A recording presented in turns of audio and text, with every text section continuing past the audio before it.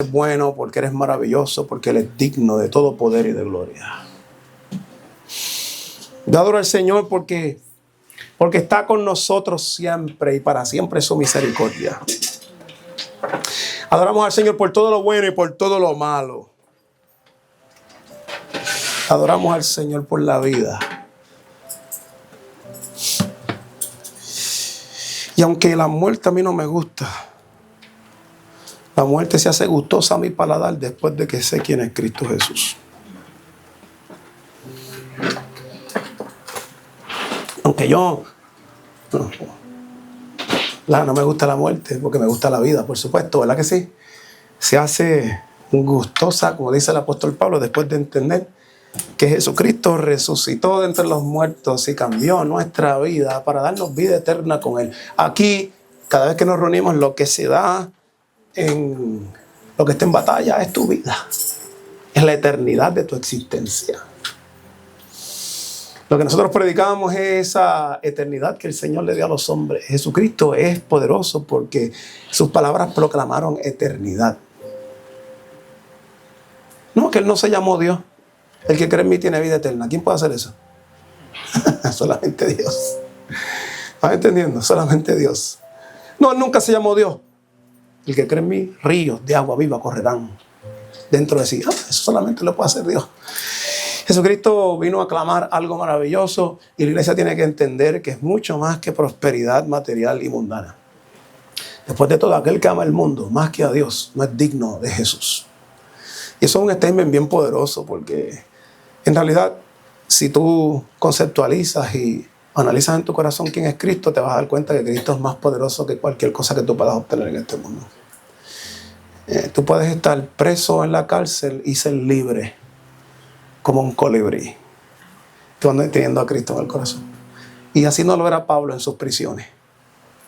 Y tú puedes estar libre en tu casa, yéndote al trabajo todos los días, estar condenado por tus propios pensamientos, tu culpa, sin falta de perdón, matándote todos los días, matando tu cabeza, porque el pecado y la culpa tienen la tendencia a llevar a la gente a la locura.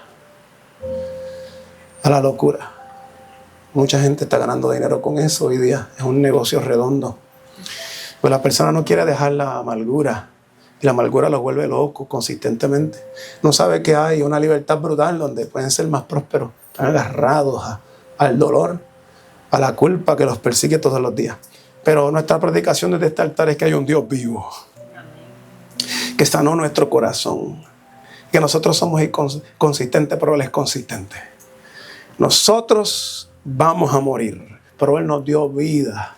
Aunque nuestro cuerpo vea muerte, en Él tendremos vida en abundancia por siempre y para siempre.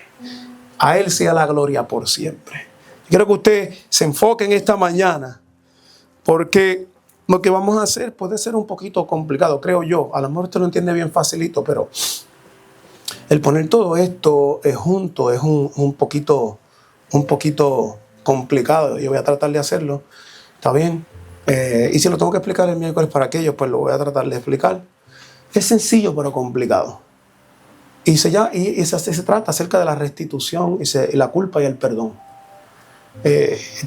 Yo creo que, en mi opinión, ¿verdad? Como todo en este mundo es una teoría, solamente la ciencia empírica pudiera decir que yo estoy incorrecto.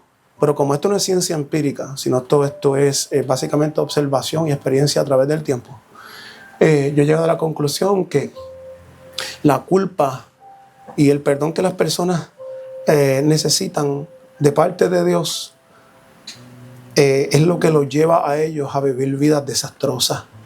Una persona que vive todo el tiempo con sentimiento de culpa en su corazón, y bien cierto que debe de sentir el sentimiento de culpa, porque nosotros no hemos transgredido a un presidente o no hemos transgredido a un gobernante o a un hombre. Nosotros hemos transgredido a un Dios que es santo y poderoso y glorioso. para reinar. Y si eso es así, entonces el sentimiento de culpa que cada hombre carga dentro de su corazón es bien terrible, bien profundo. Bien terrible, bien profundo. Y eso llega a la profundidad del corazón. Por eso es que la palabra dice, su palabra es más cortante que una espada de 2 filos que penetra en lo profundo del alma y discierne los pensamientos del corazón. Porque hay cosas dentro del corazón que solamente la palabra de Dios puede llegar. Te puedes leer libros de self-motivation o de self, lo que sea, de psicología. Después todas esas cosas son buenas. Y lo puedes leer para tener una mente distinta, pero el corazón te puede descalabrar la vida. Puede coger tu vida y te puede meter en unos sentimientos de culpas tan brutales que sin Cristo vas a estar tirado en un piso y vas a estar feo para la foto y peor para el video. Como dice Cliff Necklet, es como ir up the stream without a paddle en un kayak. Es como ir en contra de la corriente. Los sentimientos de culpa que lo único que podrás hacer es ponerlos debajo de una alfombra para tratar de escaparte de sus pensamientos y tratar de hacer autosugestión de que tú eres bueno y autosugestionarte todos los días cuando te ves al espejo. Pero qué trabajo más difícil es tratar de sugestionarse a uno mismo de que uno no necesita perdón y de que uno no necesita restituir el daño que le ha hecho a los demás consistentemente, que uno no necesita, se necesita una fuerza para poder hacer eso. La depresión y la ansiedad está socavando alrededor de nosotros y yo creo al 100% que es el sentimiento de culpa que cada ser humano tiene delante del Señor y no quiere aceptar. En el momento en que un hombre se acerca a Dios y el perdón llega, entonces todo cambia. Porque ahora el que me tiene que perdonar me perdonó. Y ahora yo tengo las herramientas para perdonar a los demás. Es importante, ahí donde está.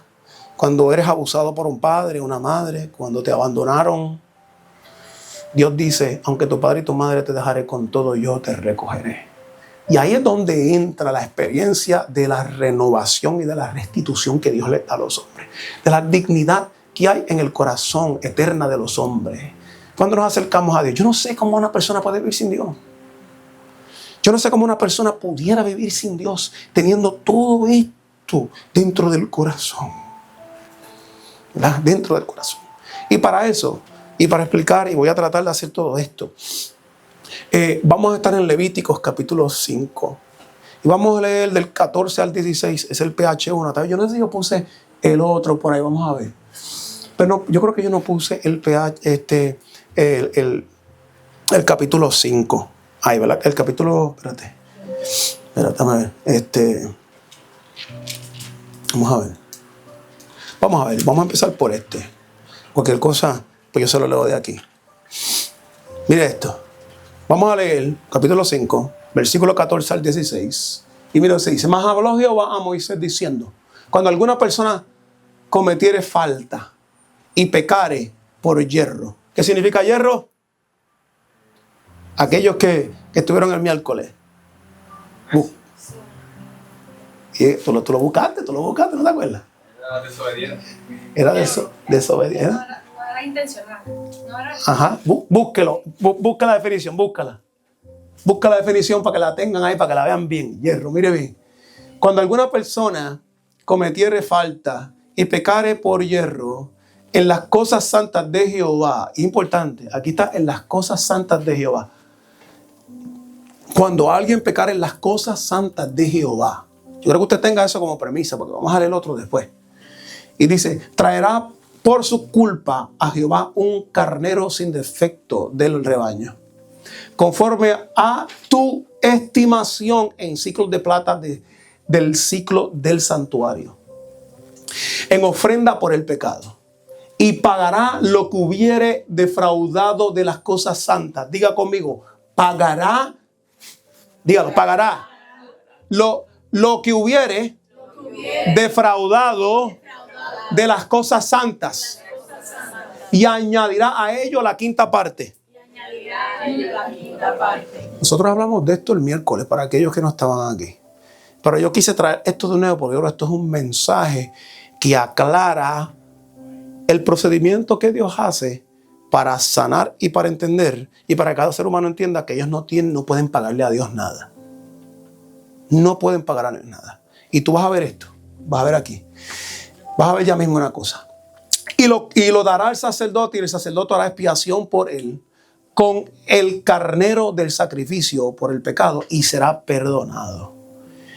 Y usted va a ver que aquí dice, cometiera el pecado, todas estas cosas, y dice en contra de todo lo que, en todas las cosas santas de Jehová. Sin embargo, si usted va a los versículos un poquito más abajo, y vamos a llegar ahí, usted va a ver que va a decir, y si aquel pecare, y usa la misma palabra, hierro, utiliza la misma palabra, en contra de alguien. Yo quiero que usted vea la secuencia de estos pasajes, porque los pasajes están, y le voy a dar un glimpse ahora para que usted me entienda. Aquí dice, hará esto, tendrá la culpa, irá a los rebaños y tendrá un cordero. Pero cuando leemos lo que vamos a leer después, el cordero está después de la acción. Aquí dice, trae el cordero y después paga lo que debes. Y cuando hay una ofensa en contra de una persona, dice lo contrario. Dice, arréglate con la persona y después trae tú. Eso es importante, porque dentro de la iglesia se ha metido la idea que si Dios me perdona, Dios conoce mi corazón. Y si yo le partí la cara a un montón de gente, que Dios lo perdone, pero yo no.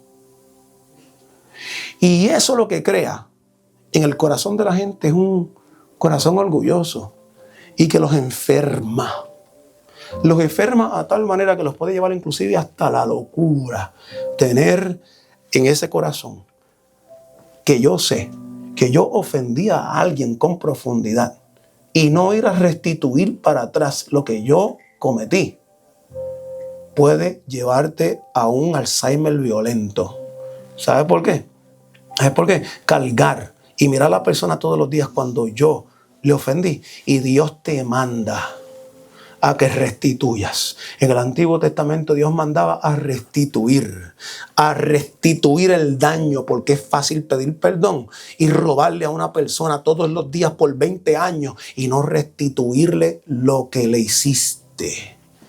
Y así no es que funciona la vida, y eso es lo que Jesucristo nos viene hablando en el Nuevo Testamento también, en el Sermón del Monte.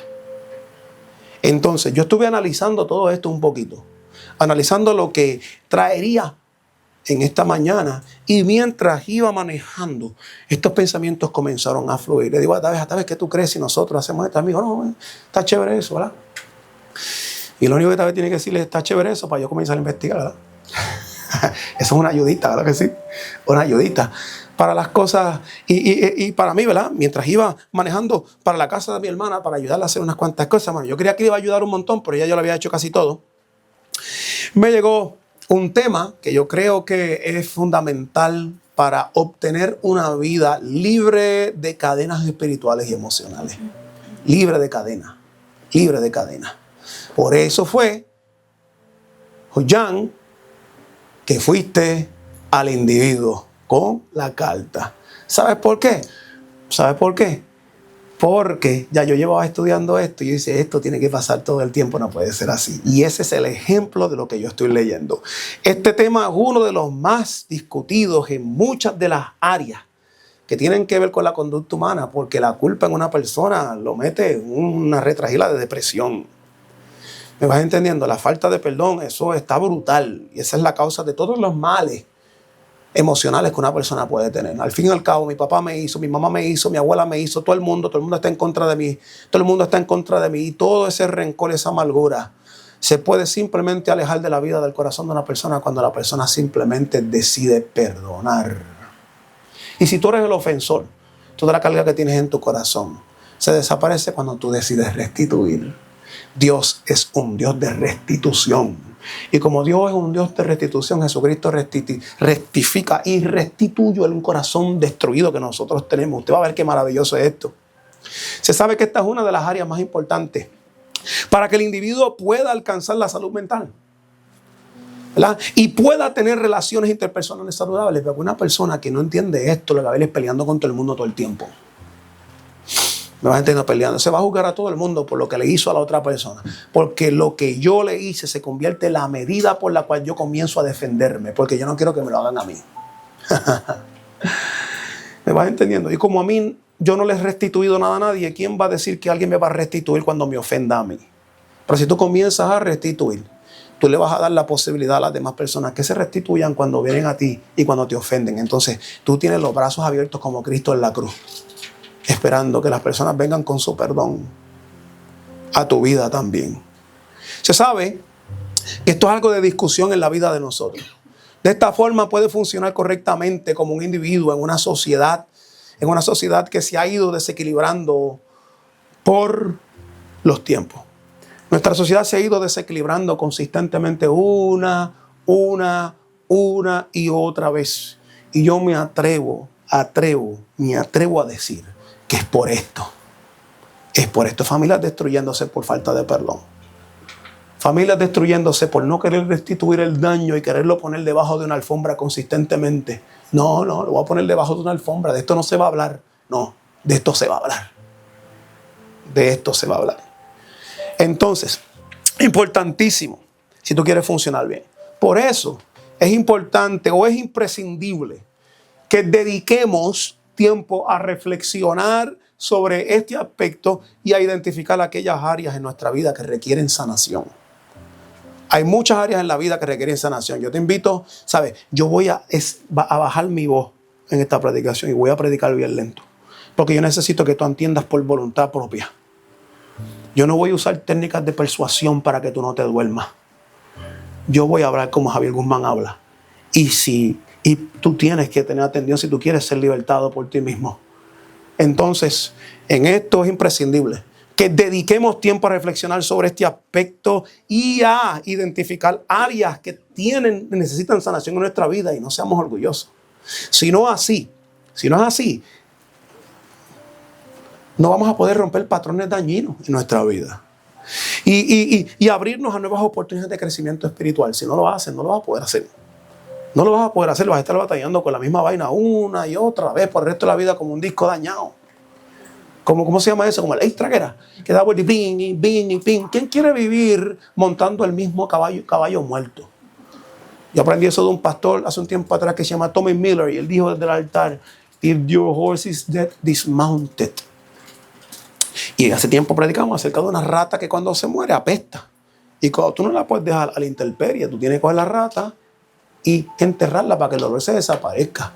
Y toda esta falta de perdón que a veces nosotros llevamos y toda esta falta de restitución, sabemos que nosotros somos unos irresponsables en momentos, nos lleva a nosotros a unas locuras terribles y a unos daños que tú no te puedes imaginar. Simplemente por el temor a la confrontación, simplemente por el temor. Preferimos tener una casa con telarañas abandonada y desolada por no enfrentar circunstancias en la vida de nosotros.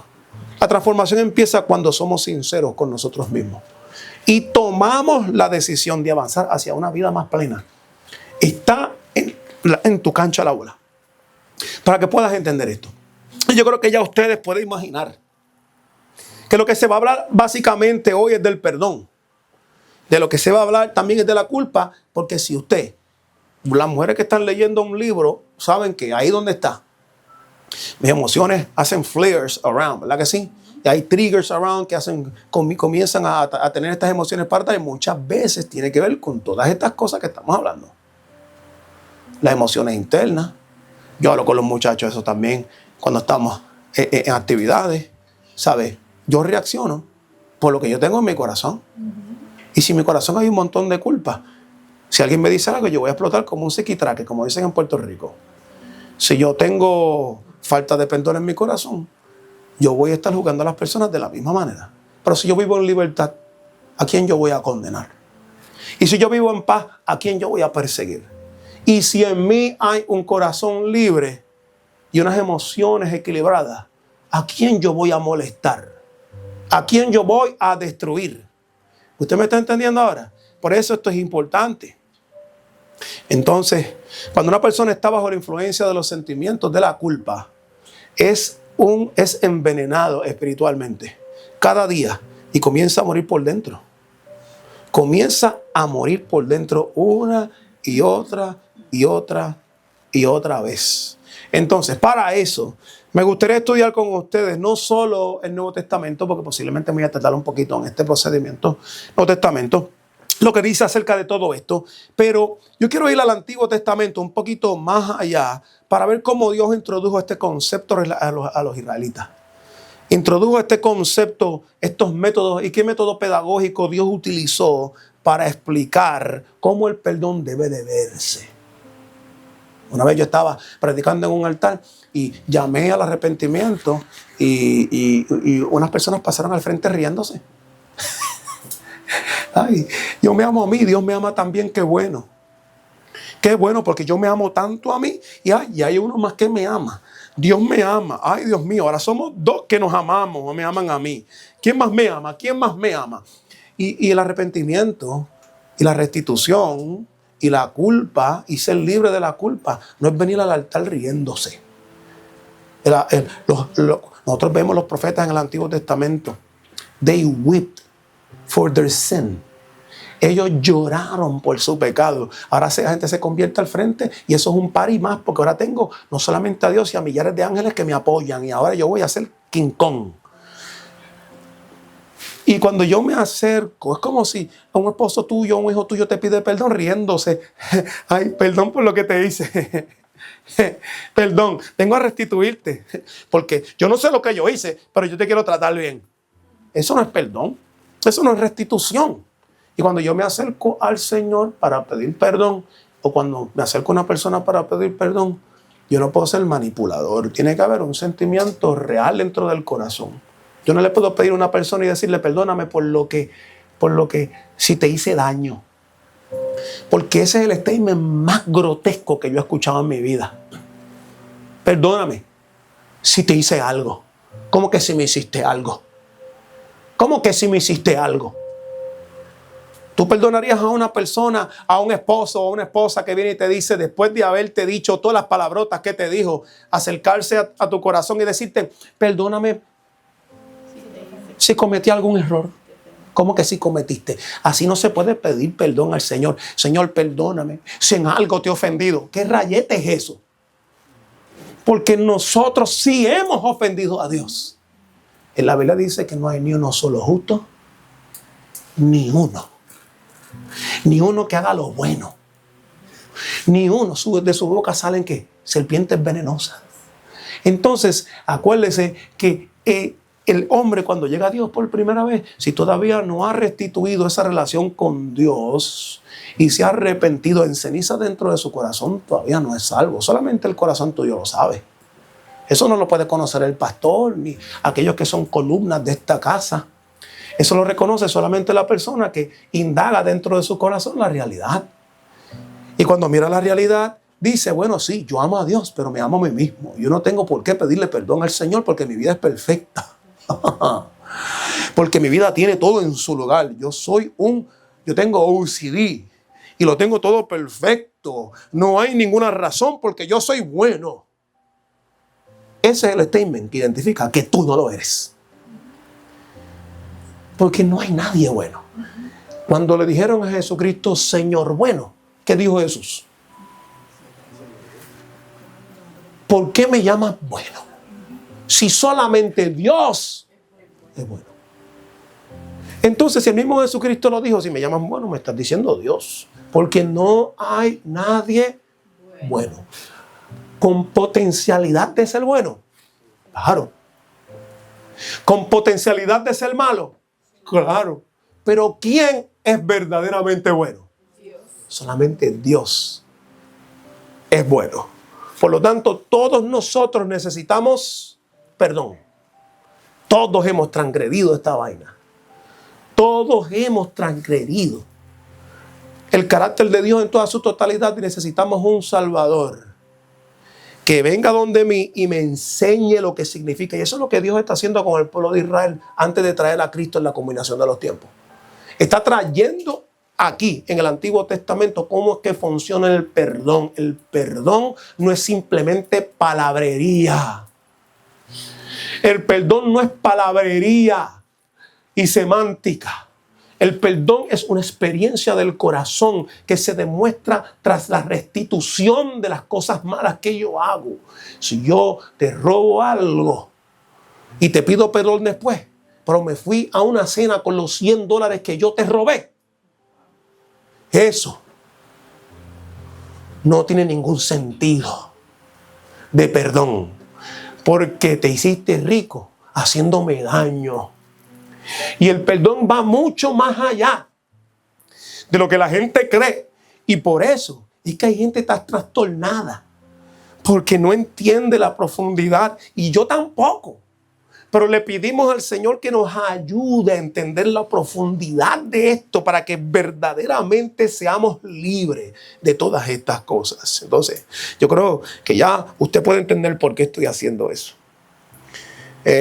Por eso me gustaría estudiar también el Antiguo Testamento para que nos diga, ¿verdad?, esos procesos pedagógicos que Dios utilizó para enseñarle a ellos en ese momento, ¿verdad? En el Antiguo Testamento el perdón nunca fue simplemente Dios pasando por alto las cosas. Yo creo que usted entienda eso. La gente se cree, ¿y cómo fue lo que del Antiguo Testamento se salvaron si Cristo no estaba ahí? Esa es la pregunta. Implica que fue lo que Dios hizo con los pecados del pasado. Dios los olvidó. Y después de Cristo para allá Dios se recordó de todos ellos. No, así no es que funciona. Eso es un Dios limitado que la gente tiene en la cabeza, porque cree que Dios solamente existió desde Jesucristo para acá. Pero Dios es eterno y Jesucristo es eterno. Entonces, Dios no necesariamente nunca fue simplemente Dios nunca pasando por alto las cosas del pasado, sino que siempre hubo un sistema que mostraba dos realidades.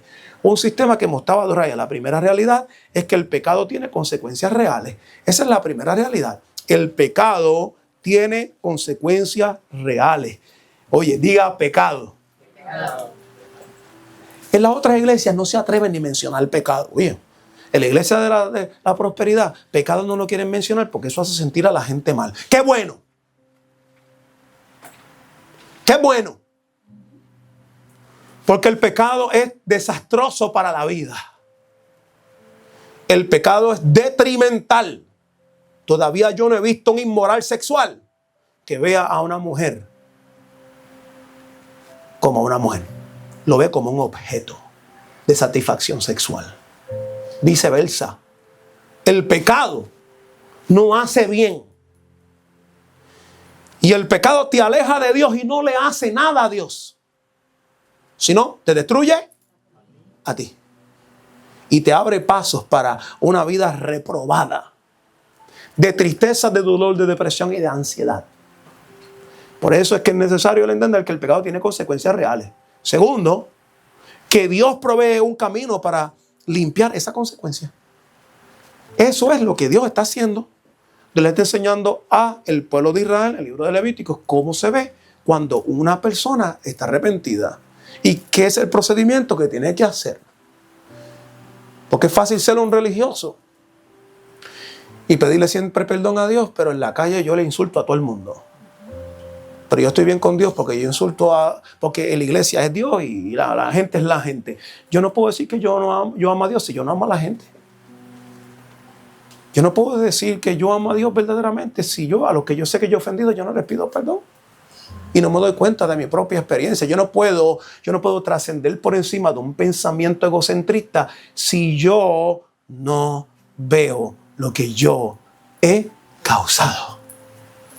En los matrimonios eso es fundamental. Porque yo no puedo tener una vida con atavex correcta con mi esposa si yo no veo mis errores. Yo no puedo ser transformado en mi vida si yo no veo lo que yo he hecho mal. No lo decía el apóstol Pablo todo el tiempo. El apóstol Pablo no decía cada rato, yo de nada tengo cargo de conciencia. De nada. Pero la iglesia de hoy no tiene cargo de conciencia de nada. Porque ha minimizado la palabra pecado. Yo puedo ir a la iglesia y después me emborracho en casa. Eso no es nada. No, yo puedo ir a la iglesia y después meterme a pornografía. No, yo puedo ir a la iglesia y después ser un orgulloso creyendo que las riquezas son las que me van a dar toda la felicidad.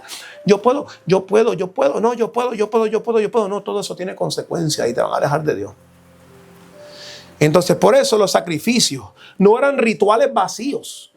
Los sacrificios. Ah, no, es que nosotros no estamos en el Antiguo Testamento. Sí, nosotros no estamos en el Antiguo Testamento, pero esa es la pedagogía que Dios utilizó para enseñar a un pueblo lo que el perdón y la restitución significaba. Y de ahí emanan todas las enseñanzas de nuestro Señor Jesucristo. Entonces, los sacrificios no eran rituales vacíos, empty, como sin sentido. Era una manera de demostrar que alguien inocente tendría que cargar la culpa del pecado para que la relación entre Dios y las personas se restaurara. Lo que Dios enseña aquí es que alguien tiene que pagar. No lo hizo Dios al principio. Cuando tenía Adán y Eva y ellos pecaron, antes de sacarlos del jardín de Edén, lo primero que Dios hizo fue matar, ¿qué? Unos animales para darle sus vestimentas. Porque si no, tenían que morir. ¿Pero por qué? ¿Qué Dios malo? No, es que Dios es malo. ¿Cómo tú le vas a decir que Dios es malo si ellos le escupieron en la cara al creador de su propia existencia? Dios le dio la virtud de la existencia. Dios le dio la virtud del pensamiento. Dios le dio la virtud de ser, un yo. Y ellos dijeron, no te quiero, Dios. Y pecaron delante de él. Y Dios pudo acribillarlos en ese momento. Y tú y yo no estuviéramos aquí hoy. Sin embargo, Dios sacrificó estos animales y los vistió. Y prometió de que alguien más pagaría por eso. Y de ahí para allá Dios comienza a decir, cuando hay culpa y cuando hay pecado, alguien tiene que pagarlo. Y la pregunta que viene después es, ¿cómo te lo voy a pagar, Señor? Y Dios se para en tribuna de su trono alto y dice, me tienes que dar el universo porque mi valor es infinito. Y tú vas a mirar alrededor de ti y tú vas a decir, ¿qué es lo que tengo para dar? Para pagar la deuda que tengo contra este Dios infinito. Y vas a encontrar que no tienes nada. Vas a encontrar que tus 3 trapos de peso en el banco no pagan .00000 millonésima al cuadrado. Nada de lo que Dios necesita para pasarte de la muerte a la vida.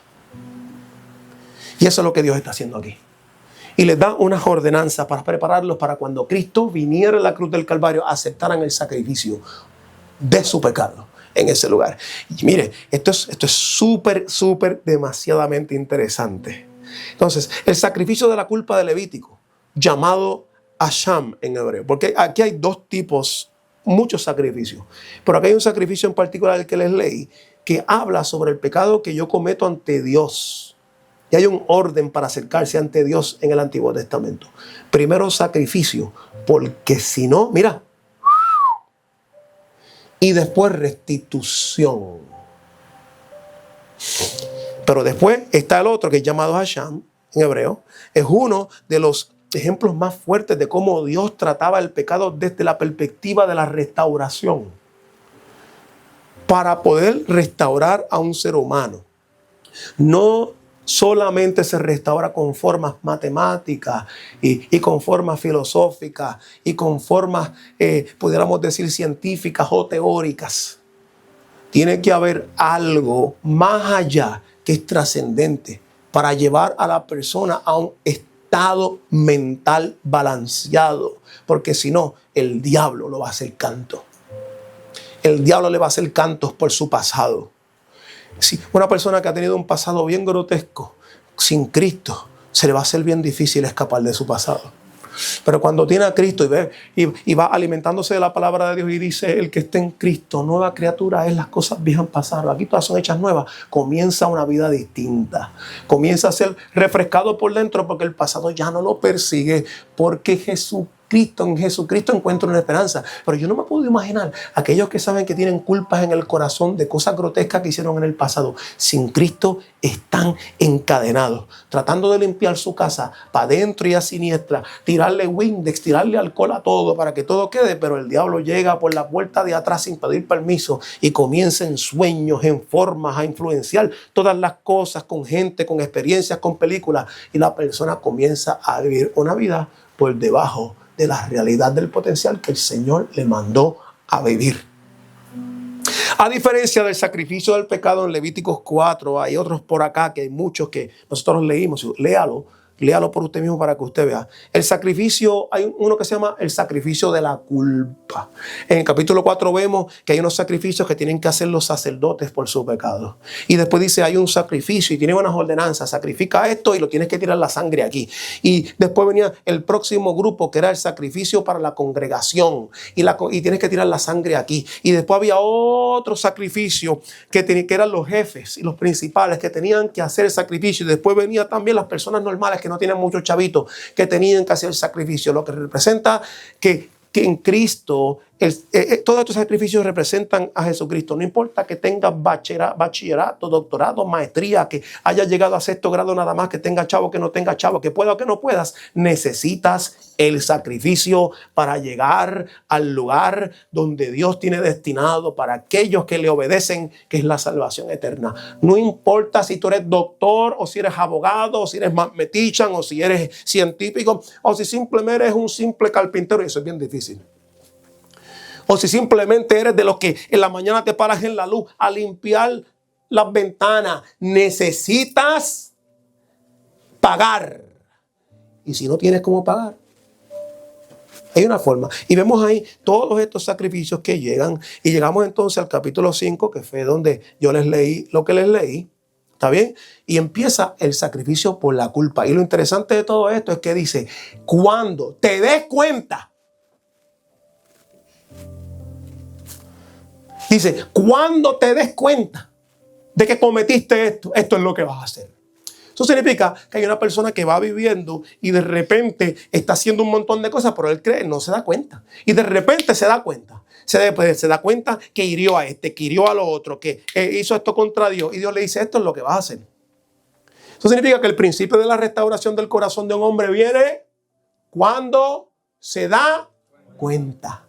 El que no se da cuenta nunca tiene restauración porque está ignorante de su propio pecado. Ignora lo que está haciendo.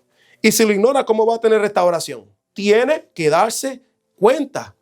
Entonces, el sacrificio de la culpa siempre estaba conectado a dos ideas fundamentales. El significado de la culpa es que yo soy culpable de lo que te hice. Yo soy culpable de lo que yo he hecho en contra de la gracia benevolente de los cielos. Y yo encontré que yo era culpable. Y cuando yo encuentro que soy culpable, yo quiero paz para con Dios. Y yo comienzo a hacer unos actos. Y esos actos que enseña aquí la palabra de Dios para este pueblo es restitución y purificación. Nosotros hay una película por ahí. No es Fireproof, es la otra, la del bombero. ¿Cómo se llama? Courageous. Donde él trata de hacer que la esposa lo perdone. Y él trata. Es fireproof, ¿verdad? Que la esposa lo perdone. Pero él lo quiere hacer como él le da la gana. Él lo quiere hacer como él le da la gana y que el perdón sea otorgado de esa manera sin restitución. Sin ir a donde ella, sin sentarse y recibir la descarga de todo el daño que él recibió. Porque es fácil hacer daño y pretender que la persona perdone a uno mañana. Pero no así que funciona eso. No funciona eso. Si yo soy infiel a tal vez, que Dios no quiera nunca y nunca va a suceder. Antes me muera yo, escúchenme bien, y yo ve ya se da cuenta, yo le pido perdón. Si ella me quiere decir de perro muerto, yo voy a bajar mi cabeza. Y si quiere guardar todo el dolor en el corazón por 7 años, eso es prerrogativa de ella, yo tengo que bajar la cabeza. Y usted dice, pero ¿hasta cuándo me va a usar? No. El que pecaste fuiste tú. Recibe la descarga hasta que el perdón en el corazón de la otra persona decida perdonarte y restituye. Y tú dices, ay, no, eso es malo. Porque también hay teorías psicológicas, no me importa 3 pepinos. Porque primero no hubiera sido infiel a tu esposa. Eso es lo primero que tenías que hacer. Entonces, ahí es donde está toda esta situación. Hay restitución y hay crecimiento, pero yo no puedo ir a la velocidad que me dé la gana. Yo tengo que levantar el castillo porque lo derribé con mis propias manos. Y si lo derribé con mis propias manos, yo tengo que ser paciente, levantando piedra por piedra. Si me costó 45 años ponerme gordito, yo no puedo pretender en bajar en un mes. Me costó mucho dinero. Me costó mucha comida y muchos restaurantes y mucha gasolina. Yo no puedo decir, ay, voy a cambiar mi vida y en un mes quiero rebajar y ponerme como una Barbie o como un Ken. ¿Me vas entendiendo? No es posible. No es posible. Hay un precio a pagar por lo que quieres. Hay un precio a pagar cuando tú decides yo estoy gordito y hay un precio a pagar. Hay que cerrar la boca, hay que decir que no a cosas, no puede estar metiéndote tanta azúcar. Y si en toda la vida hay consecuencias para lograr algo por el daño que inclusive te has metido tú mismo encima, entonces cuando yo voy delante de una persona a pedir perdón, yo no puedo pretender que esa persona me perdone hoy. Eso no es así. Y por eso es que hay mucha gente por ahí. Se creen Dios y creen que la gente tiene que otorgarle las cosas como si eso fuera gratis. No. Hay un proceso de restitución y Dios a nosotros en Cristo nos restituyó. Yo creo que usted vea esto. Esto es maravilloso. Yo no sé si yo voy a tener tiempo hoy y tampoco lo voy a mantener como la semana pasada, mucho tiempo sentadito ahí. Me pasé un poquito. Pero es que era tan interesante lo que estaba hablando que lo seguí. Esta la voy a cortar un poquito para que no duran tanto las pompas. Pero yo quiero que usted se vaya entendiendo esto. Las personas no solo ofrecían un animal para expiar su culpa, sino que tenía que reparar el daño hecho. ¿Usted está entendiendo? ¿Está entendiendo? Esa combinación mostraba que el perdón de Dios no era simplemente un sentimiento espiritual, sino también una corrección práctica en la vida diaria. El perdón no es perdóname y mañana vuelvo y te doy un macetazo. El perdón yo lo pedía y tenía que haber reestructuración de parte de mi vida para yo no volverlo. Después de todo, el amor es retraerme de hacerte daño. Vamos a poner el amor práctico. El amor es yo puedo hacerle daño a todos ustedes. No porque yo lo tengo a ustedes controlados. Eso no es. Pero yo les voy a hacer daño a todos ustedes porque yo estoy parado en este altar. Yo tengo una responsabilidad. Muchos de ustedes han confiado muchas de esas cosas a mí. Y yo puedo hacerles daño. Pero yo no lo hago. ¿Sabes por qué? ¿Por qué? Porque hay amor. Y si hay amor, yo me retraigo de hacer daño. Y si hay amor, yo no voy a hacer nada que te destruya a ti nunca. Nunca. Por más doloroso que pueda ser la experiencia, yo voy a hacer una tumba. Y se guardará todo en mi corazón. ¿Sabes por qué? Porque hay amor. Y porque Cristo lo hizo conmigo también. Entonces, por eso es importante. El amor siempre busca no hacerle daño a otro. En los matrimonios se ve eso mucho más. Porque cuando tienes confianza con una persona que dice amarte y tú le confías todas las cosas, esa persona pudiera desnudarte en todas las esquinas y abochornarte en público en diferentes partes. Pero se retrae de hacerlo. ¿Por qué? Porque te ama. Y tú nunca desnudas a nadie que tú amas. Entonces, la persona no solamente venía a ofrecer, sino que venía un sacrificio, sino que tenía que reparar. Esa combinación mostraba que el perdón de Dios no era simplemente un sentimiento espiritual, sino también era una corrección, era una acción de poder recorregir. ¿Bien? Dios perdona, pero también te invita a arreglar las cosas con las personas que hemos afectado. Dios me perdonó. No, el diablo, reprendo al diablo a todos aquellos que me estén condenando. Por eso es que hay mucha gente en la calle que dice, claro, después de haberse tirado a tantas mujeres, después de haber cantado y tenido todo ese dinero, ahora el cristianito está parado ahí diciendo, pero yo no sé por qué me están tirando tanto.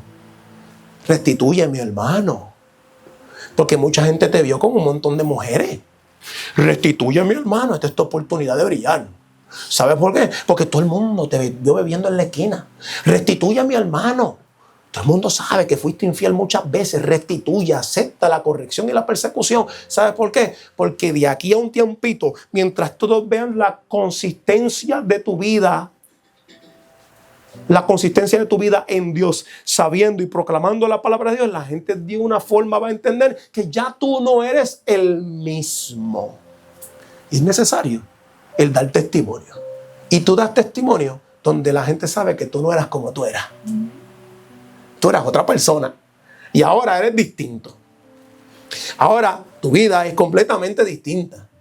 No eres igual. Y esa es la oportunidad para tú tener las agallas para mostrarlo. Es restituir lo que tú en los tiempos antiguos le arrancaste a la gente del corazón. Es que ella no confía en mí porque yo malgasto a los chavos. Restituye. Restituye. Restituye. ¿Cuál es el problema? No, yo me merezco esa confianza. No, tú eres un malgasta dinero. No. Oh, es que todo, no funciona así. Todo esto es importante.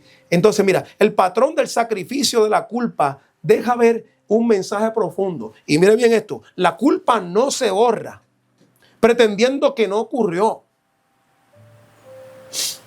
El pecado tuyo no es que fue borrado y olvidado del pensamiento de Dios y el mío.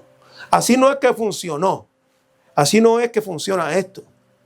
Se borra cuando algo o alguien paga lo que tú no puedes pagar. Entonces, para que alguien te perdone, una persona, ¿qué tiene que pasar en el corazón de la persona que te perdona? Tiene que pagar un precio caro por tu fechoría. Cuando una mujer o un hombre tiene que perdonar a una persona por su infidelidad, tiene que pagar un precio demasiado caro en su corazón. Olvídalo. ¿Cómo que olvídalo? No, así no es que funciona. Es un precio bien caro, como el que Cristo pagó en la cruz. Le costó su vida. Le costó todo en la cruz del Calvario. Entonces, cuando nos hallemos en momentos donde nuestra mente y nuestro cuerpo quiera pecar, mejor corra del lugar como José, de la esposa de Potifar. Porque al correr de ese lugar, usted le está dando valor a aquel que en la cruz tuvo que tomar latigazos por ti. Todo eso es importante. Entonces, en Levítico, esta carga del pecado se trasladaba simbólicamente al animal. Porque la culpa no se desaparecía así. Tenía que caer sobre alguien. Nosotros aquí en los Estados Unidos, bien simplistas. Voy aquí. Perdóname, Señor, por los pecaditos que yo he hecho. No son tantos, Señor, porque yo he ayudado a los pobres también. A ti nunca te van a juzgar por las cosas buenas que tú haces. A ti te van a juzgar por las malas. Yo no he podido ir a un juez y decirle al juez, mira, es que yo soy bueno y mis hijos y todo el mundo en la casa. No, por eso no es que te estoy juzgando. Eso es lo que yo te mandé a hacer. Y lo que la sociedad demanda de ti, lo que Dios demanda de ti. Yo no te voy a dar una medalla por eso. Lo que vas a recibir es el castigo por lo que tú hiciste mal. Y por eso es que tienes que pagar. ¿Me vas entendiendo? El ejemplo ese lo tuvimos hace unos meses atrás. Es maravilloso ver todo lo que nosotros vimos. Escúchenme. Pero mire, qué interesante esto. Qué interesante esto. En la carga, en Levítico, esa carga del pecado se traslada simbólicamente al animal, que moría en lugar del pecador. Esa muerte apunta a una verdad más grande. Y la verdad más grande, ponmelo otra vez. Esta es la verdad más grande. La verdad más grande es que el perdón siempre cuesta. Pero Dios mismo provee la manera de pagarlo. El perdón siempre cuesta, amados míos. Siempre cuesta. Siempre cuesta. Cuando yo vengo delante del Señor, Señor, perdóname por mis ofensas, eso está costando. Eso está costando sangre. Eso está costando experiencia de sufrimiento. Eso está costando una profundidad brutal en el corazón. Cuando yo ofendo a una persona, cuando yo destruyo a una persona para que esa persona me perdone, eso está costando algo. algo bien profundo, algo bien, que inclusive a veces nuestra psique y nuestra mente no lo puede entender. El sacrificio de la culpa nace cuando alguien reconoce que dañó algo. ¿Sabe? Aquí hay un reconocimiento. Un reconocimiento. Aquí en el capítulo 5 dice, si reconoce. Eso significa que el sacrificio de la culpa nace cuando alguien reconoce que dañó algo o a alguien. Hay gente que no tiene esa capacidad. No tiene esa capacidad. Dice, el sacrificio de la culpa aparece cuando la persona ha cometido un pecado que afecta a otra persona o a las cosas sagradas de Dios, como el versículo que yo le di. Ese es el sacrificio de la culpa, que también es voluntario. ¿Por qué? Porque primero tiene que haber una conceptualización de lo que tú hiciste y de lo que yo hice. O sea, Atavex no puede ayudar a nadie en consejería si la persona está en negación de lo que hizo. ¿Sabe? Nadie puede ser ayudado psicológicamente si está en negación de la realidad escritural. Tan brutal es la Biblia en estos principios que dice que el que dice que no ha cometido pecado, la Biblia dice que es un mentiroso.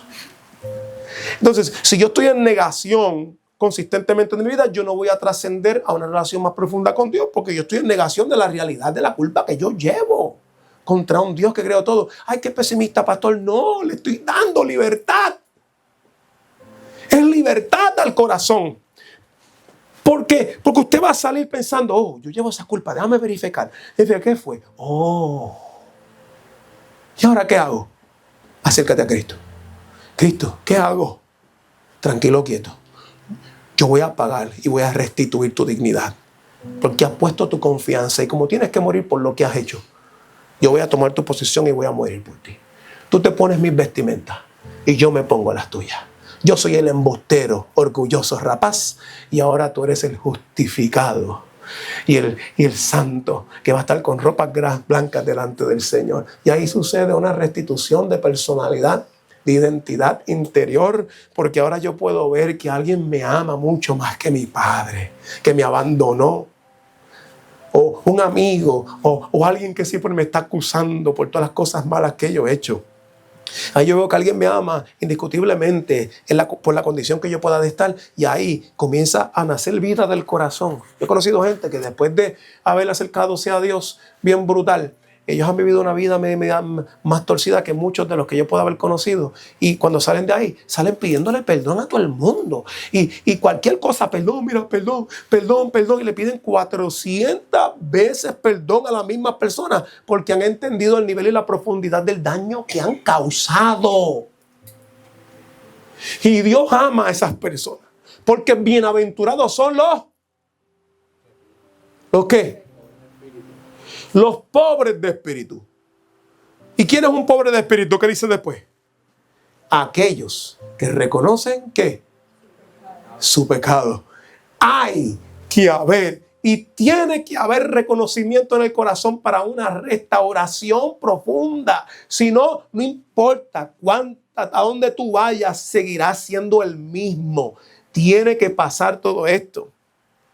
Entonces, en esta clase de pecado, lo central no es solo la desobediencia en sí, sino el daño que esta desobediencia produjo. No es el mero hecho de que yo mentí. Es el mero hecho de que lo que dije creó unas repercusiones mucho más profundas. Eso es solamente una mentira. Perdóname. No, esa mentira se metió en mi cabeza. Esa mentira entró. Y yo no estoy diciendo que la persona se victimice cuando le mientan, pero la realidad es que duele. Cuando personas que nosotros queremos se la pasan mintiendo de uno. Duele. Cuando las personas que uno más desea, inclusive a su cónyuge, dice cosas que no son, duele. Y por más que yo quiera perdonar a la persona, como quiera mi corazón empieza a guardarse un poquito más de esas personas. Y alejarse un poquito más de esas personas. ¿Sabe por qué? Porque duele. Porque duele. Y cuando la persona se da cuenta y regresa pidiendo perdón, entonces uno dice, ¿será verdad? Yo le decía a Yaciel cuando chiquito que la confianza se gana en toda tu vida. Trust is built through years. Pero desconfianza se gana en un solo día. Entonces uno no puede pretender y demandar, porque yo soy Superman, que la gente confía en mí. Yo tengo que ganarme esa confianza. Yo tengo que ganarme la confianza esta vez. Yo tengo que ganarme la confianza de muchos de ustedes. Y yo he hecho mucho para destruir mucho de la confianza que ustedes me tienen a mí. ¿Me van entendiendo? Pero por lo menos, a lo mejor puedo tirar señales de humo en momentos para poder decir que estoy tratando de restituir ciertas cosas. Y así es que se gana la confianza. La confianza no es algo que tú te mereces, la confianza es que algo tú te ganas.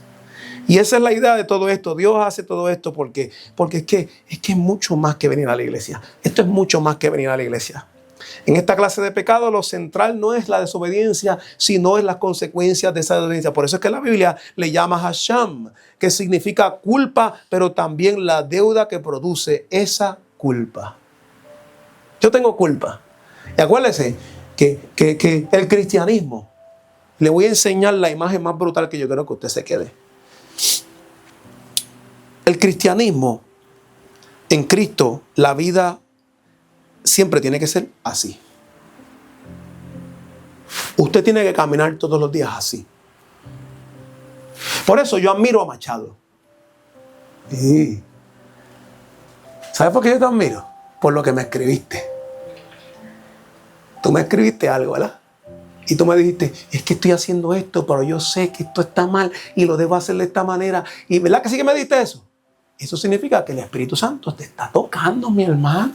Imposible de que una persona no reconozca la realidad. Estás reconociendo, estás pasando por una cosita caminando, estás viendo que no son malas tampoco, ¿verdad? Estás por ahí, pero tú dices, no, esto está mal, tengo que hacer esta cosa, tengo que hacer esta otra cosa, tengo que ponerle estos principios primero. Es reconocer. La vida cristiana es así todo el tiempo. Todo el tiempo. Usted entra por ahí y está así todo el tiempo. Usted tiene una situación con alguien, tiene que estar así todo el tiempo mirando. Apuntando a uno mismo es mejor que apuntar a todos los demás para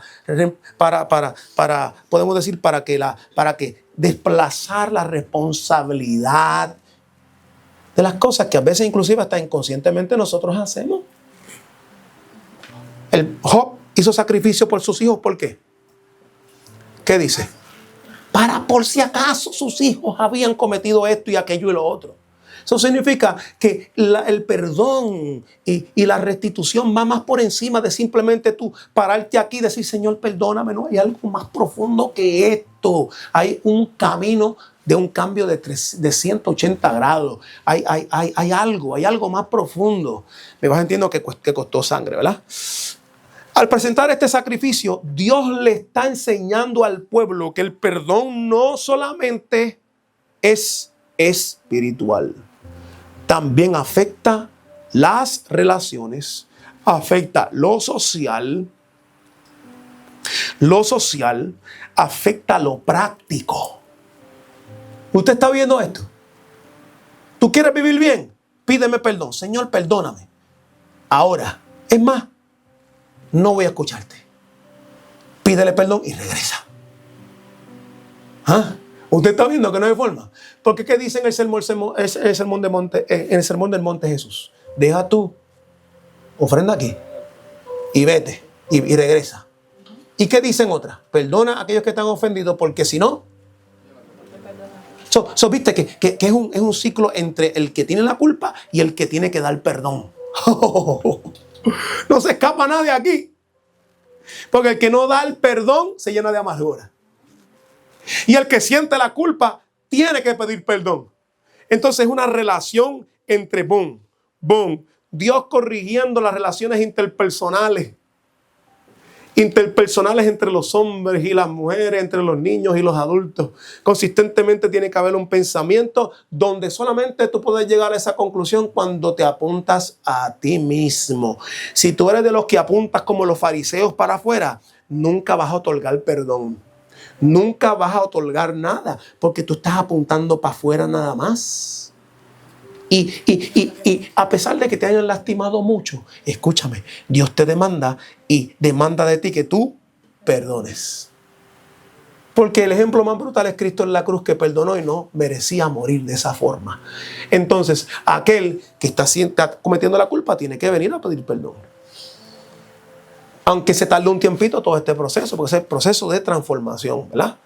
El presentar este sacrificio, ¿verdad?, está señalando al pueblo que el perdón no es solamente espiritual, se lo vuelvo a decir, sino que es relacional, que es social, que es práctico. Era la manera en que los israelitas decían, no solo falté, sino que reconozco que mi pecado dejó una deuda real. Hay una deuda real. Hay una deuda que yo puedo observar. El perdón siempre tenía una dimensión de restauración y no solo de expiación. Porque si era de expiación nada más, ellos sacrificaban un animal y ya. Pero así no era. No era. El perdón llevaba una acción. Por eso es que Cristo viene y hace todas las acciones que demandan el perdón. Hace todo, Él hace toda la ley completa, hace toda la ley completa perfectamente. Jesucristo era acción desde que nació. Si yo quiero restaurar algo, yo no me puedo quedar sentado pensando que se restaure solo, sino tiene que haber una acción. Jesucristo accionó, murió en la cruz, se resucitó al mismo con gloria, y por eso es que hoy nosotros tenemos el perdón que tenemos. Si tú quieres perdonar como Él, necesitas accionar. Si hay alguien que te ofendió, necesitas accionar. Si hoy estás sintiendo el dolor de alguien que te ofendió, necesitas accionar. Si sientes la culpa, necesitas accionar. ¿Me entiendes? Entonces, a diferencia del sacrificio por el pecado, mire bien esto, que se enfoca en purificar la impureza espiritual, el sacrificio de la culpa requería que la persona restituyera lo perdido. No se podían escapar. Porque el venir a traer este sacrificio demandaba que yo hiciera el bien a quien yo consideré mi enemigo. ¡Qué brutal! Este pueblo no se podía escapar de las consecuencias de sus malhechanzas. No se podía escapar, sino que lo veía y tenía, la ley me dice que tengo que volver para atrás y le maté la cabra, tengo que darle 2 más. Y ahora tengo que ir a buscar 2 más. Y con tristeza de mi corazón pedir perdón y darle las 2 más. Y ahora yo quedo con 2 menos. Pero yo quedo con 2 menos porque yo le quité una. Y esas son las consecuencias. La consecuencia es que el pecado te va a quitar lo que tú crees que tú tienes. Y si quieres, perdón, estoy enfermo, perdóname. Si usted cree que usted tiene, en Cristo, el pecado todo se va a desaparecer, pero en Cristo Él devuelve el doble. Cristo con el perdón me devuelve el doble. ¿Me vas entendiendo? Todo esto es algo súper maravilloso. Si alguien dañaba propiedad ajena, defraudaba, tenía algo que no era suyo o afectaba lo santo por error, tenía que devolver lo que dañó y añadir un 20% extra. Tome eso en la vida como principio. Nosotros no vimos en el Antiguo Testamento, pero eso no significa que Jesucristo no le devolvió a usted mucho más abundantemente que 20%. ¿Qué fue lo que Cristo nos devolvió a nosotros? ¿Nos devolvió 20% o te devolvió tu vida entera? Entonces te vas a levantar y tú vas a decir, yo ofendido, entonces yo ofendido. No, espérate, yo tengo que caminar en la dirección correcta para la restauración y la restitución. No estamos en el Antiguo Testamento. It doesn't matter. Todos los principios y teorías psicológicas apuntan que esto es maravilloso. ¿Quién no se sentiría bien cuando una persona que le ha ofendido se acerca y por lo menos acepta aunque sea 1% de su error? Y dice, mira, todos estos años te ha agriado la vida, mi hermano. Te ha agriado la vida. Pero estoy aquí porque el Señor me ha perdonado y lo ha entendido y voy a restituir el daño que te he hecho. ¿Cómo lo voy a hacer? No tengo nada que darte.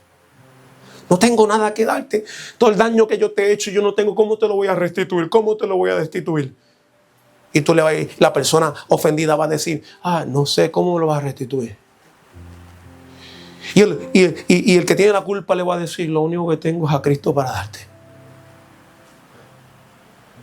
¿Que tienes a quién? A Cristo para darte. ¿Y qué va a hacer Cristo conmigo? Lo mismo que hizo conmigo. Reconocer que necesitaba pedirte perdón. Y a ti reconocer que necesitas perdonarme.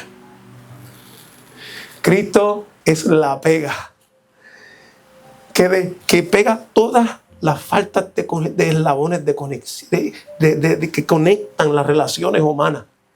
Porque enseña por una parte a perdonar, pero enseña por otra parte a pedir perdón. Y Él es el regalo que le da a todo esto el significado. Porque cuando yo pido perdón y yo no tengo con qué pagarte, lo único que tengo para pagar es que encontré a Cristo. Y si usted sabe quién es Cristo, Él es suficiente. ¿Sí o no? Sí. Él es suficiente porque no hay dinero que pueda pagar lo que yo te hice. No hay dinero que pueda pagar lo que yo te hice. Señor, no hay dinero que yo pueda pagar lo que yo te hice. ¿Qué yo puedo hacer, Señor, para que yo pueda estar en un buen estándar delante de tus ojos? ¿Qué puedo hacer tú, hermano mío, que está frente de mí, para hacer que yo pueda pagar lo que yo he hecho en tu corazón en momentos? ¿Qué yo puedo hacer? No hay nada. El daño está hecho. Y lo importante es que lo que es imposible para mí pagar, Cristo lo paga por mí. Y ahí es donde está la restitución. Lo que es imposible para mí transformar, Jesucristo lo transforma. Cuando yo voy a mi hermano que le hice lo que le hice, y voy y le pido perdón, o cuando en el Antiguo Testamento iban a restituir todas las cosas, dice aquí, da el 20% más, restituye lo más que tú puedas. Y cuando no puedas, trae tu sacrificio. ¿Qué significa eso? Usted me diga. Cuando llega hasta el máximo de la restitución que tú puedas hacer para con una persona. Y ya tú estás restituyendo, pero ya no puedes más. En la Biblia le enseña a los israelitas, trae entonces tu sacrificio, porque Él completará la restitución total. Usted está viendo qué es lo que Cristo hace. Yo puedo ofender a una persona y a lo mejor la persona no quiere perdonarme. Pero lo que completa el sacrificio completo de buscar esa restitución es que Cristo pagó. Y si Él pagó, no hay quien me condene anymore. Aunque yo sé que yo voy a recibir las consecuencias de mi malhechanza, porque si yo soy infiel, aunque mi esposa me perdone, detrás de aquí, siempre, ella, pues, ¿dónde está este hombre metido? Y esas son las consecuencias de mis errores. ¿Usted está entendiendo eso? ¿Usted está seguro? Esto revela que el perdón de Dios siempre busca dejar las cosas mejor que antes. El perdón de Dios, aunque al principio humanamente uno lo ve y pareciera que uno se está humillando, lo cual es cierto, el resultado de esa humillación es gloria. Porque Él comienza a poner todos los cabos sueltos y comienza a mejorar todas las cosas. No simplemente quedar en paz y a salvo, sino que va más allá. El perdón de Dios en mi vida y el restituir, no solamente el perdón de Dios me da salvación, sino que me hace vivir en paz con los que están alrededor de mí. Me hace vivir, se extiende como unas ramas que por todos lados en mi vida y me lleva a una experiencia diferente de vida.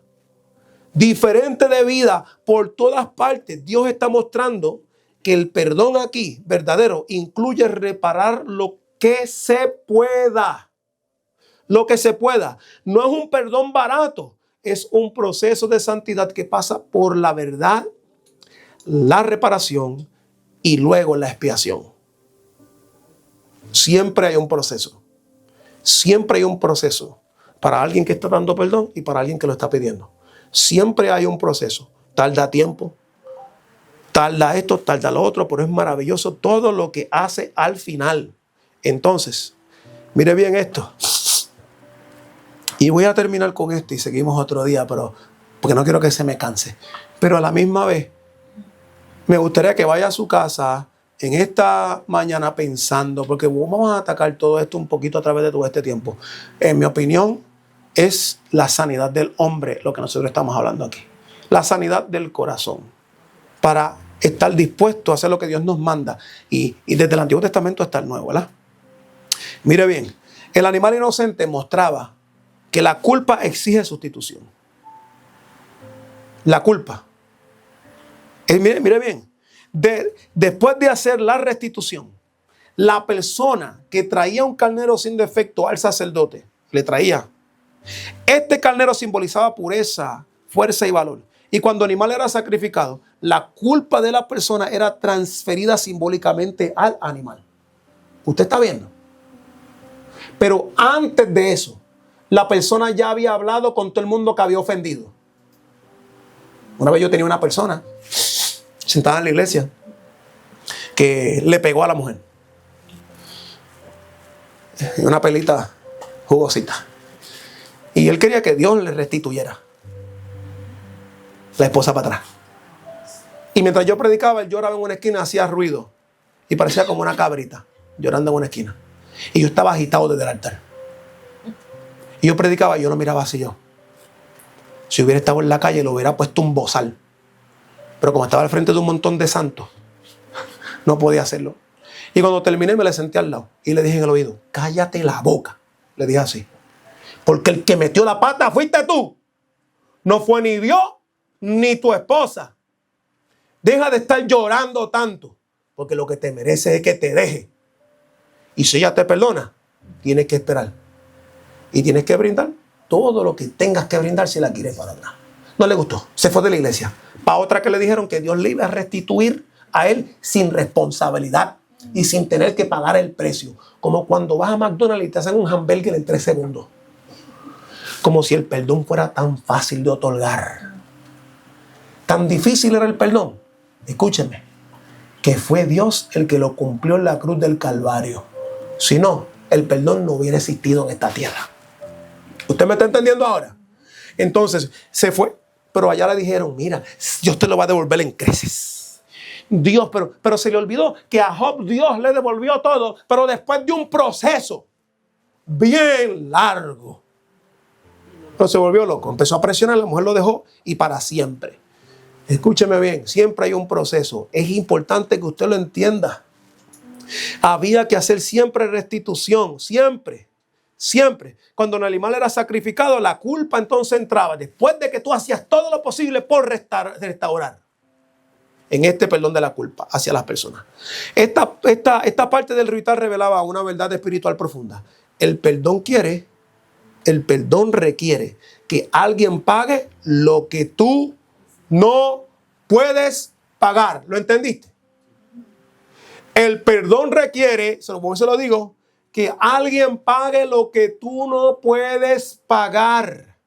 La persona estaba reconociendo en este sacrificio, mi deuda supera mi capacidad para restaurar. ¡Wow! Que Dios es maravilloso. Mi sacrificio, mi deuda supera mi capacidad para poder restaurar y para poder restituir. La muerte de un animal se convertía en el medio por el cual el pecador quedaba libre de la responsabilidad que tenía que dar después de haberlo tratado todo. Después de haberle restituido todas las vacas a un 20%. Después de haberle dado todas las camisas. Y si le quemó una casa o si le explotó un par de llantas, le tenía que darlas para atrás. Después de haberlo hecho todo y decir, ya no puedo más. Ahora me chavé, ¿qué hago? Trae tu sacrificio. Porque el sacrificio completa la paga de la deuda. ¿Me han entendido ahora? Ay, Dios mío, Cristo es bueno, ¿verdad que sí? Señor, yo te quiero buscar, me caigo. Señor, yo te quiero ir, me caigo. Señor, ay, estoy bien, mañana estoy mal. Señor, ay, estoy bien. Y de repente, el Señor dice, acércate. Porque yo soy el que completo el proceso completo en la cruz del Calvario. Soy yo el que completo toda la deuda en su totalidad. Tú lo que tienes que hacer es recibirla por gracia y punto. De eso es lo que se trata. Usted está viendo. Entonces, mire bien, porque ahora todo esto desliga ahora a la persona que está tratando de restituir. Porque cuando yo estoy tratando de restituir mi error, si la persona en el otro lado está enferma y yo me quedo aquí tranquilito esperando por muchos años y se le trata de explicar, pero la persona sigue de la misma manera. Ahora me van a condenar por esto. Si Cristo fue el sacrificio, yo estoy desligado, aunque tengo ciertas consecuencias. Delante de Dios, Jesucristo cumplió mi deuda. Yo no le debo nada a nadie, porque Cristo fue el que completó toda la experiencia de mi vida. Ahora mi identidad ha cambiado. Yo no soy un deudor. Ahora yo soy un salvo por su gracia. Pero eso no estriba, Sandra, que las consecuencias del pasado te van a perseguir. Por eso es que yo aprendo por referencia y no por experiencia. Porque si aprendo por experiencia que hacerle daño a esta persona es así, voy a tener las consecuencias de la experiencia y las persecuciones de los hombres. Pero si aprendo por referencia, yo me guardo y me abstengo de doler a los demás. Y entonces no paso por esas cosas. ¿Usted me está entendiendo? No hay forma. En el mundo no hay forma que te escapes de las consecuencias. No hay forma. Por más que ores, por más que te tires, por más que te tires 12 veces en la noche de San Juan en Puerto Rico para buscar suerte. No hay forma. No hay forma. Las consecuencias de tus malas decisiones te van a alcanzar, pero Cristo es nuestro sacrificio. Y ahora yo tengo que plantarme y decir, si Cristo sufrió por mí, que yo sufra un poquito por mis consecuencias. No es nada comparado con lo que Cristo sufrió en la cruz, pagando la deuda que yo tenía con Dios. Todo esto comienza a cambiar. El perdón comienza a cambiar. Todo es bien diferente ahora. Entonces, el perdón requiere a alguien que pague lo que tú no puedes. La persona estaba reconociendo: mi deuda supera mi capacidad. La muerte del animal se convertía en esto. Y para terminar, Dios no solo perdonaba, sino que declaraba la relación restaurada. Dios no solamente perdona, sino que declaraba a través de esto completa y restaurada. Al final del sacrificio aparece una frase constante. Cuando usted lee por aquí, que dice, y le será perdonado. Y eso significa completo. Será perdonado. Esta frase no era simbólica ni emocional, era una declaración legal divina. Divina. Como cuando dijo en Jesucristo en la cruz, todo está completo. Todo está así. Era un statement legal de que todo estaba completo. Por eso es que Jesucristo grita la palabra. ¿Se acuerdan la palabra que dice en arameo? Esa misma.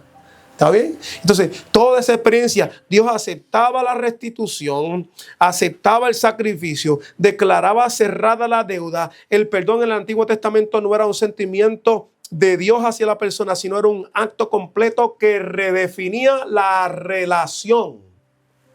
El pecado ya no caminaba, el pecador ya no caminaba con la cabeza baja.